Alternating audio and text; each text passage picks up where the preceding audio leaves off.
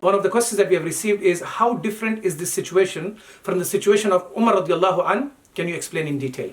Now, what I understand the questioner is asking is, at the time of Umar radiallahu an, when he conquered Jerusalem, and there was one of the biggest churches of the Christendom, when Hadrat Umar radiallahu an, when he entered the city of Jerusalem, he, after making an agreement on the request of the monastery or the Christian priest of that time, the Archbishop of Jerusalem, Umar radiallahu an, he came across the time of Salah, the time of prayer.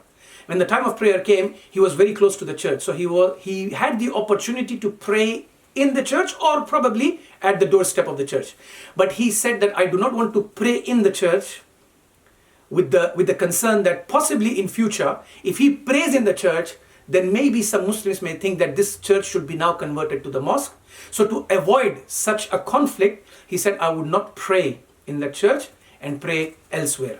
So quoting this, some Muslims are saying that if this was the attitude or the approach or the character of Umar radiallahu anh, one of the greatest leaders of Muslims and one of the greatest companions of the Prophet sallallahu alaihi wasallam, then how is it permissible for Sultan Mohammed Al Fateh to convert a church named Hagia Sophia to a mosque? See, what we need to see here is two things. What Umar radiallahu anh did, that he did not convert the church of Jerusalem into a mosque, there are various aspects to it. Point number one, he did not do it quoting an Islamic law. He did not say that we cannot convert a church into a mosque. He did not quote that and stop there. He did not do that. It was his decision as the leader of the Muslims of that time. And we all appreciate, Muslims and non-Muslims alike, that this was one of the greatest signs of working together. This was greatest statement by a Muslim leader to show multiculturalism to people of other faith. So this is an amazing statement and the decision taken by Umar radiallahu anh. But was it an Islamic law that a church cannot be converted into a mosque? No. It was a decision of Umar radiallahu anh that he took, and it was his voluntary decision.